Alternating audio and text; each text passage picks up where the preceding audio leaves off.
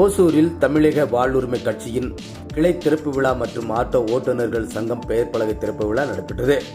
கிருஷ்ணகிரி மாவட்டம் ஓசூரில் தமிழக வாழ்வுரிமை கட்சியின் கிளை திறப்பு விழா மற்றும் ஆட்டோ ஓட்டுநர்கள் சங்கம் பெயர் பலகை திறப்பு விழா, தொழிலாளர் சங்கம் பெயர் பலகை திறந்து கொடியேற்றி சீருடைகள் வழங்கும் நிகழ்ச்சி நடைபெற்றது.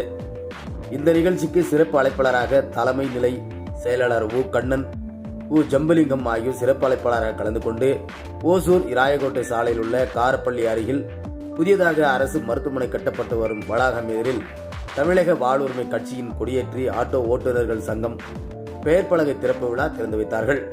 முன்னதாக இந்த நிகழ்ச்சிக்கான ஏற்பாட்டினை தமிழக வாழ்வுரிமை கட்சியின் பொறுப்பாளர் சாணசந்திரம் கார்த்திக், மல்லிகார்ஜுன், ராஜா, மாரிமுத்து, காவேரி, மாதையன், கோவிந்தராஜ், பசுவராஜ் ஆகியோர் நிகழ்ச்சிக்கான ஏற்பாட்டினை செய்திருந்தார்கள். இந்த நிகழ்ச்சியில் கிருஷ்ணகிரி மாவட்ட ஒருங்கிணைந்த ஒருங்கிணைப்பாளர் நெப்போலியன், மன்சூர், சிபிஜெட் கார்த்திக் மற்றும் ஆட்டோ ஓட்டுநர்கள் பாட்ஷா, மஞ்சுநாத், முருகன் உள்ளிட்ட கட்சியின் பொறுப்பாளர்கள், தொழிலாளர்கள் என பலர் கலந்து கொண்டனர். முன்னதாக தமிழக வாழ்வுரிமை கட்சியின் கூட்டம் தனியார் மகாலில் நடைபெற்றது.